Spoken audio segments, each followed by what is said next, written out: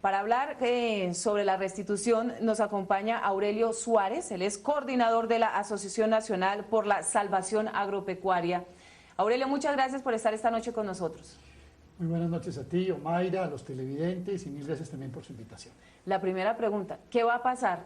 ¿Realmente lo que está en el papel en el tema de restitución de tierras es real o es una retórica muy bonita que el gobierno pretende que los campesinos regresen y demás, pero las condiciones no están dadas? Bueno, no solamente eso, yo creo que hay una serie de dificultades para poder concretar una auténtica y verdadera reparación y restitución en el caso de quienes fueron desposeídos o despojados de sus predios en zonas de violencia generalizada, sí, como el gobierno lo señala. Para esto es necesario, Omaira, tomar datos y mirar algunas cifras que son importantes. Lo primero es esto. Los cálculos más generales llegaron a hablar incluso de un despojo de 5 a 6 millones de hectáreas. Posteriormente algunas comisiones precisaron eso en 4 millones de hectáreas. Y la verdad es que esta ley, este capítulo de restitución, sí, de tierras de la ley de víctimas, a duras penas está tocando un universo de 2 millones de hectáreas porque se restringió a lo que llamaron zonas de violencia generalizada y desde el año 91 para acá. Sí. De tal manera que el universo de restitución de entrada se redujo, eso es muy importante. En segundo lugar, se estaba hablando de un número de víctimas o de familias desplazadas. Y al final de cuentas, el gobierno se refiere a un universo también de 350.000 familias. Luego, digámoslo de una vez claramente, se habla de recuperar 2 millones de hectáreas con para 350.000 familias. Eso es como lo principal. Lo secundario, digamos desde el punto de vista ya de ir metiéndonos en la ley. El Polo Democrático Alternativo tiene la razón, y tuvo la razón su bancada, tanto la de la Cámara como la del Congreso, del Senado, cuando señaló que la ley era insuficiente, porque la ley evidentemente tiene una serie de restricciones que además se han hecho más palpables todavía en los decretos reglamentarios de la misma. Por lo tanto, digamos lo que el estado del arte es un universo que era de 4 o 5 millones de hectáreas reducido a 2, 350.000 familias, una ley con bastantes problemas para poder llevar a cabo una auténtica reparación y unos decretos reglamentarios aún con mayores dificultades. Yo creo que dentro de ese marco podríamos entrar un poco a conversar realmente cuál es el verdadero alcance de esto, cuál es la apuesta política que hay ahí, en qué consisten los reparos, etc. Esta es una propuesta, y lo leo un poco entre líneas, que tiene un carácter absolutamente político, más no de reparación directa a los campesinos y a los dueños verdaderos de las tierras. Bueno, mire, digamos esto. En Colombia hay un problema ya, digamos, histórico, sobre todo en términos de legitimidad de los predios, de la propiedad, que se alteró totalmente todavía con un periodo muy grande de violencia en los últimos 20 años, con violencias de todo tipo. De tal forma que aquí hay un asunto que está por resolverse, es que una gran cantidad de predios del país se encuentra en una especie de entredicho jurídico en términos de propiedad. ¿Qué ha hecho la ley?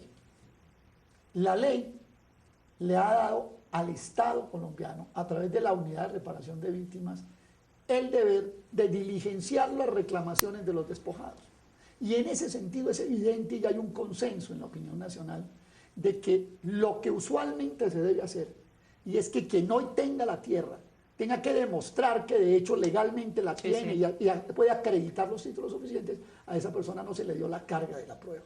O sea, en la teoría jurídica se llama inversión de la carga de la prueba cuando usted está sentada en esta silla y dice, esa silla es mía, y yo le digo, pruébeme que es suya. Eso no va a pasar en esta ley. En esta ley lo que se hizo es que la Unidad de Tierras y Víctimas del Ministerio de Agricultura atiende los reclamos de quienes dicen, esta silla me la quitaron, y entonces la unidad documenta y va donde un juez y el juez falla. No hay una inversión de la carga de la prueba. Y entonces aquí aparecen toda clase de tenedores, despojados, incluso otros campesinos que se metieron allí y los llamados tenedores de buena fe. En ese sentido, se ha llamado mucho la atención, por varios canales nos hemos conocido, empresarios y grandes empresas que hoy aparecen como tenedores en zonas, por ejemplo, del Cesar, o en zonas del Chocó, o en zonas del Montes de María, que aparecen como tenedores de buena fe y a los cuales habría que probarles que no lo son. O sea que la ley en ese sentido tiene una cantidad de pleitos contraídos que muestra un panorama oscuro. Yo no solamente creo que la situación de inseguridad que se presenta en algunas zonas de retorno influye, sino que adicionalmente creo que la ley misma, por la forma como se concibió, por su insuficiencia, por detalles que no son detalles, sino asuntos gruesos, sí, como este, pues dificulta muchísimo la auténtica y verdadera reparación. La ubicación de esas hectáreas que estarían en el marco de la restitución de tierras que reconoce el Estado para entregarle a los verdaderos tenedores de esos terrenos, están ubicados estratégicamente, que eso desde un principio también generó mucha inquietud, claro, porque habían cultivos allí de la tan famosa palma,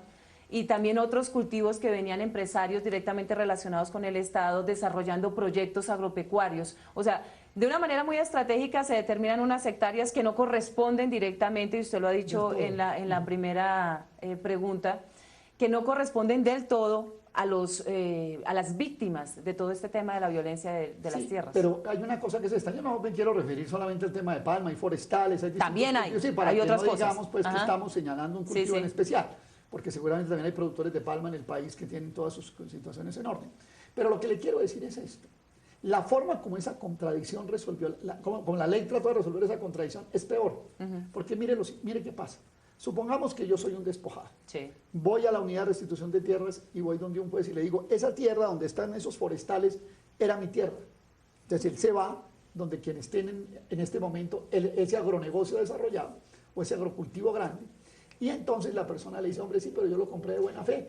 Y entonces, ¿cómo resuelve la ley esa contradicción? Resulta que el despojado, el campesino que va a ser restituido, tiene la obligación de firmarle un contrato que se llama contrato de transacción, por el cual él le alquila la tierra al que tiene el cultivo. Porque es muy importante recordar la famosa frase del ministro de Agricultura, que el derecho a la propiedad no implica el derecho al retorno. O sea, esos dos derechos están partidos. Sí. Entonces, aquí tenemos que prácticamente, fíjese usted que la carga de la prueba en últimas, aunque por persona intermedia, por la unidad de tierras quedó en manos del despojado. Y en caso de que se lo reconozcan contenedores de buena fe, también tendrá que ser un contrato de transacción que le obliga a no entrar en posesión directa de su tierra, sino a firmar un contrato. Además, la ley también concede una posibilidad, y es que el despojado pueda vendérselo al Estado y el Estado le paga con títulos del Tesoro. Luego, realmente, fíjese usted, Omaira, que cuando vamos desmenuzando los distintos aspectos... Está totalmente blindada. La ley es una ley que, bueno, realmente tiene demasiados elementos que no dan para pensar que aquí se esté hablando de una verdadera restitución. Y a mí me gustaría también un poco, Mayra, que habláramos un poco de las cifras que al tenor de esa misma ley el gobierno está manejando. Hacemos una pequeña pausa y ya regresamos con el tema de las cifras.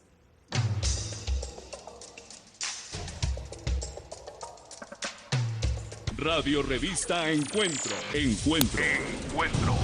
Programa institucional de PECODE. Encuentro. Sindicalismo, arte, cultura, actualidad, tecnología, pedagogía, educación. Encuentro. Las expresiones de vida con que se construye Colombia tienen un punto semanal de encuentro. Todos los sábados a las 7:30 de la mañana por Colmundo Radio.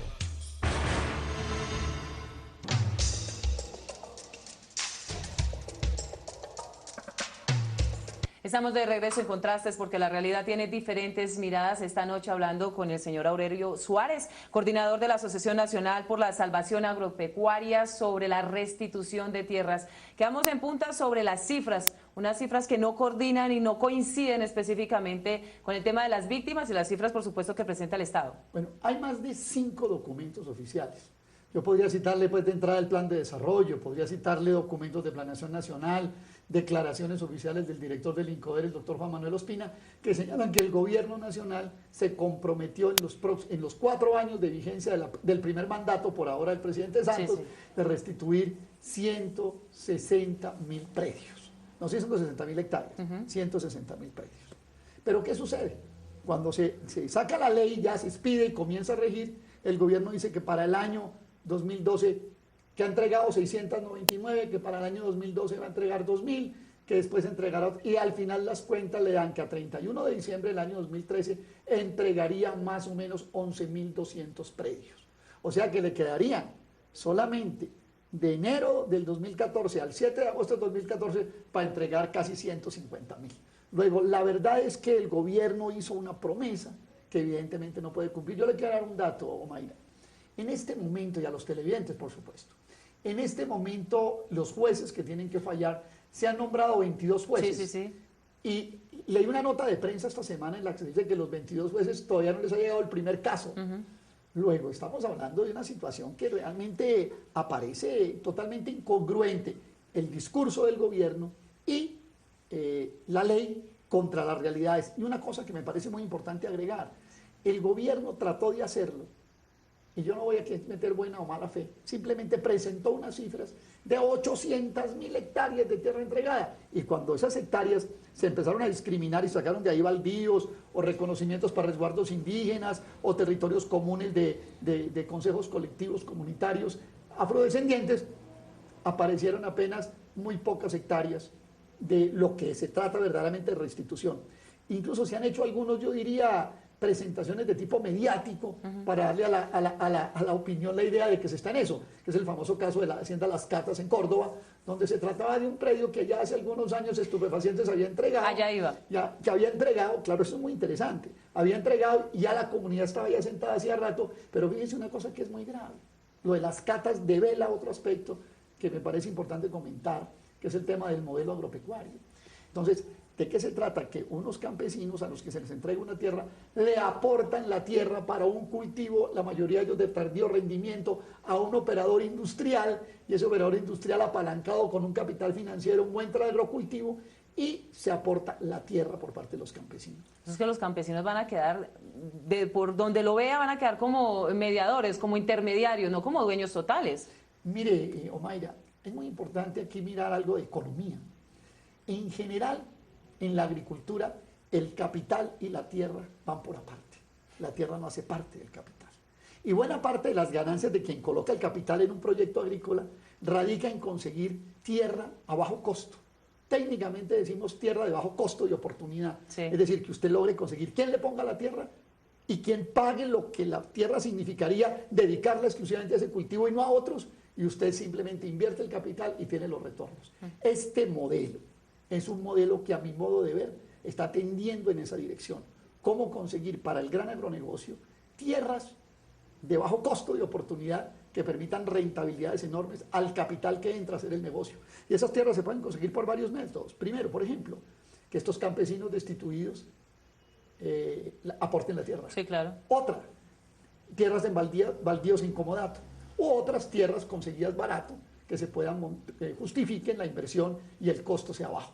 Luego, a mí lo que me da la impresión es que en el fondo detrás de todo esto, en el mediano y en el largo plazo, es que se está ensamblando un modelo de agrícola que incluso puede llevar hasta la entrega de tierras a empresas extranjeras, como ya ha venido sucediendo, sí. Donde el gran encanto del país es su competitividad por la vía del bajo costo de oportunidad de la tierra.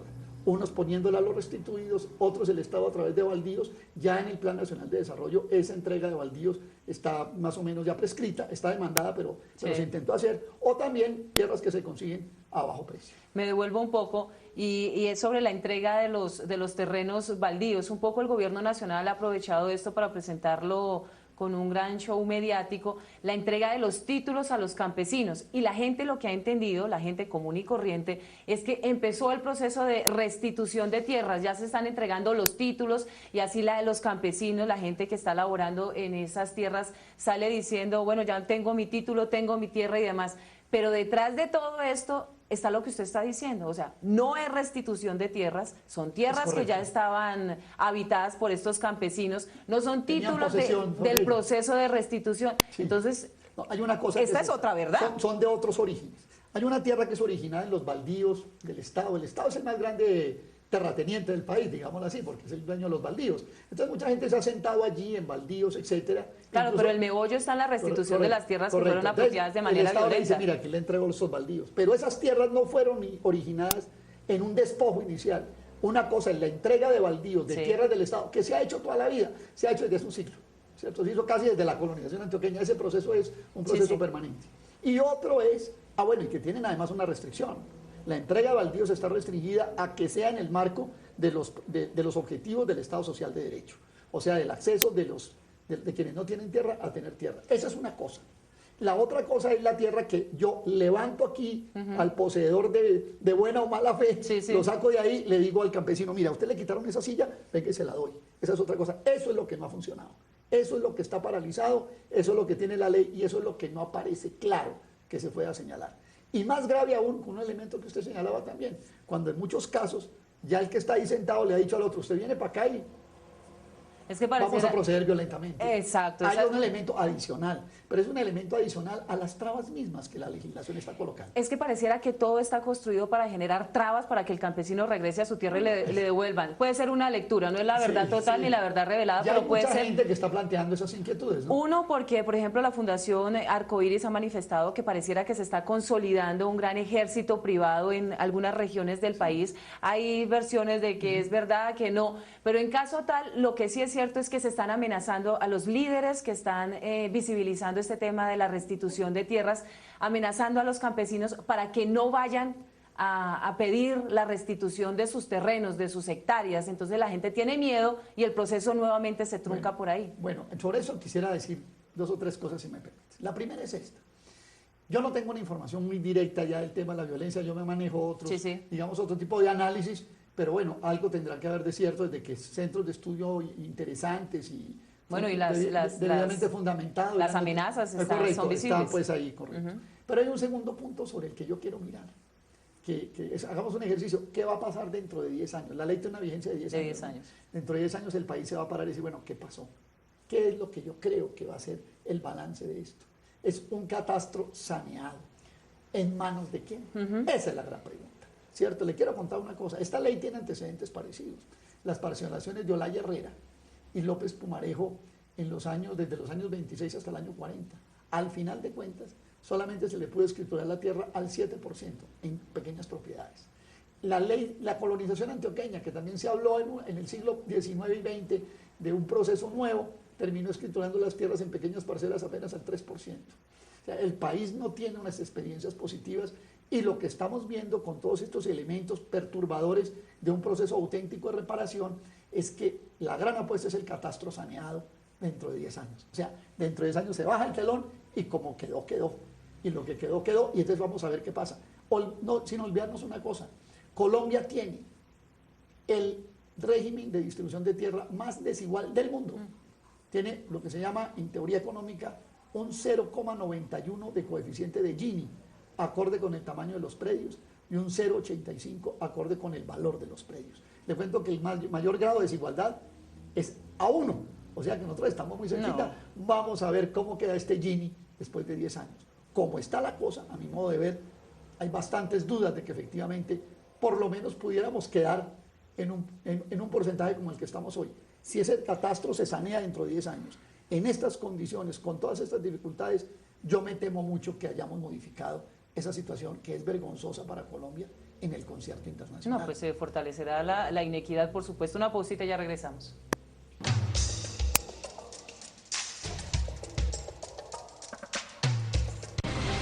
La magia de la radio por internet conecta al magisterio colombiano.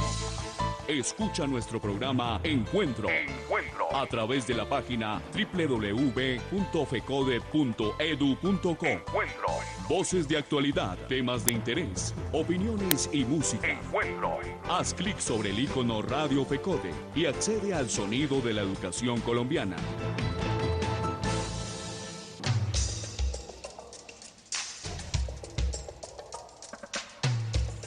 Aurelio, otro tema que muy pocos han mencionado es si realmente los campesinos, los dueños de esas tierras que fueron de manera violenta, se las quitaron de manera violenta, quieren regresar a sus parcelas. Bueno, hay un estudio muy interesante de la doctora Ana María Ibáñez, una persona que yo creo que ha estudiado este tema con mayor cuidado, es una directora del Centro de Estudios Económicos de la Universidad de los Andes, del CEDE, y en ese estudio, hecho con muestras muy válidas de población desplazada, con pruebas estadísticas muy depuradas, muy sofisticadas, quiero decirle esto, en el mejor de los casos, la mitad no quiere volver, en el mejor de los casos.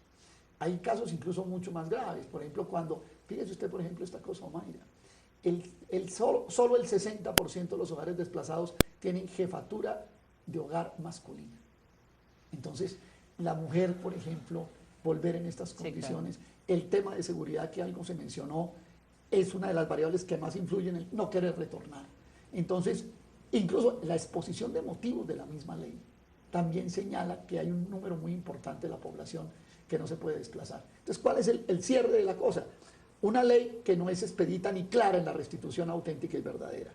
Una serie de obstáculos de tipo de seguridad, una serie de tenedores de buena fe a los que habrá que mínimo quedan con la tierra en contrato de transacción, sí, claro, y una mitad de los desplazados que han manifestado su deseo de no retornar. Entonces, todas estas variables al final van a ir consolidando ese catastro final saneado que yo diría quedaría como algo que, a mi modo de ver, hoy no aparece una perspectiva clara de una modificación de una desigualdad en la posesión de la tierra en Colombia. ¿Se está improvisando sobre este tema? Una cosa que es más grave todavía, Mayra, y es que la Corte Constitucional y el gobierno colombiano corresponden a tratados y a convenios internacionales sobre población desplazada internamente a la que hay que atender. Si Colombia fracasa en esta ley, queda peor que cualquiera de estos países africanos que han tenido, Sudáfrica, que han tenido conflictos y que de alguna manera algo han hecho. Podemos quedar incluso como un estado paria en el escenario internacional si esto no se lleva por lo menos a cabalidad. Hay un mandato, se llama el mandato Piñeiro, que aunque no es vinculante, establece una serie de normas internacionales de este tipo de reparaciones y restituciones que deben tener. Y la confrontación del mandato Piñeiro con la ley de víctimas y restitución no deja muy bien sentada hoy, ni muy bien parada más bien, a la ley de víctimas y restitución frente a esos, digamos, lineamientos internacionales que deben tener este tipo de ley. Lo que pasa es que el mandato Piñeiro no es obligatorio, no es vinculante, pero es una especie de estándar que yo creo que deberíamos haberlo seguido. ¿Quiénes tienen hoy las tierras?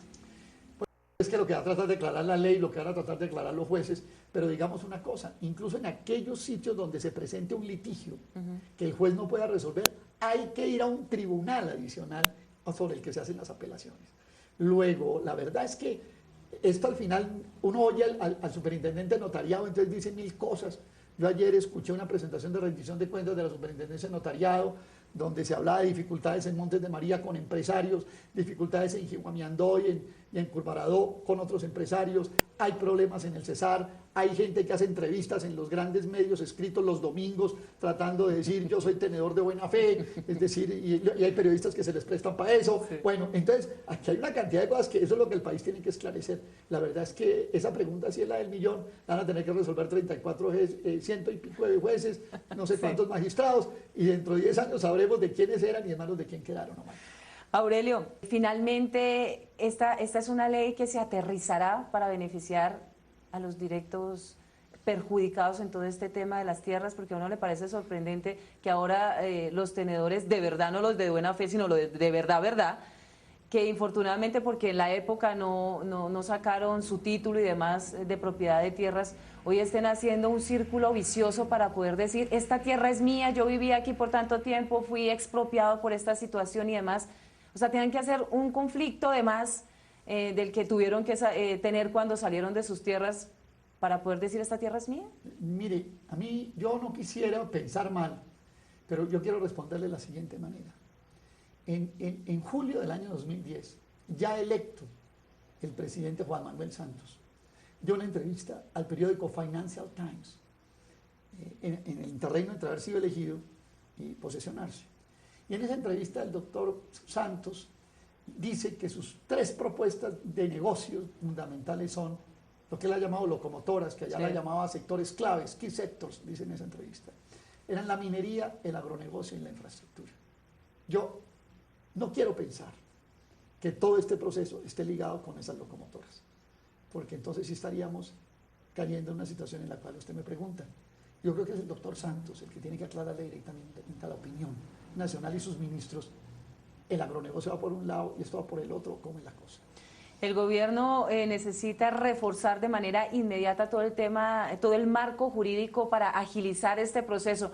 Hablamos que los jueces agrarios hasta ahora empezaron a funcionar hace algunas semanas, pero todavía no tienen ni siquiera claridad cómo van a abordar el tema en las diferentes regiones. O sea que el marco jurídico en la práctica es totalmente incipiente. Sí, yo vuelvo a insistir en que creo que tiene que entrar en escena la Corte Constitucional. La Corte Constitucional tiene que pararse. A mí no me parece que la Corte, después de denuncias como las que ha hecho el senador Jorge Enrique Robledo Y no solamente él, Sí, sino sí. preguntas que hacen incluso columnistas de opinión, María Teresa Rondero, Daniel Samper Pizano, y casi ya todos los columnistas del país. La Corte Constitucional tiene que entrar de oficio y decirle al gobierno nacional, bueno, yo estoy aquí revisando esta ley, venga a ver, me dice qué es lo que hay. Y yo aspiro a que la Corte, como se dice técnicamente, module esa ley y pueda darle una vía mucho más expedita a una verdadera y una auténtica reparación. Entre otras cosas, porque la Corte también tiene que atender, creo que varias decenas de demandas que hoy están allí. Creo que, y vuelvo a insistir, yo diría que un poco el balón está en el control político, en el Congreso y en la Corte Constitucional frente a la ley. Aurelio, muchísimas gracias por acompañarnos esta noche y esperamos todos los colombianos de buena fe, de verdad, que las tierras regresen a sus verdaderos tenedores, que no tengan que hacer tanta vuelta para decir esta tierra es mía, sino que el Estado les responda por todos esos conflictos y esa violencia que han tenido que vivir. Sí, yo creo que el país tiene que darse un verdadero ejercicio de reconocimiento de propiedad, sin que esto vaya a atentar contra la propiedad de nadie, grande o pequeña que la tenga bien tenida, Sí, claro. y que hay que apoyarlo y desarrollarlo. Pero el país sí tiene una deuda con una población que tiene indudablemente que pagar y esperamos que sea de manera auténtica y verdadera. Bueno, y que se visibilicen sus derechos, por supuesto, en esta oportunidad. Muchísimas gracias por estar esta noche con nosotros. Gracias. Nos reencontramos el próximo lunes 11 de la noche en Contrastes, porque la realidad tiene diferentes miradas. Buenas noches.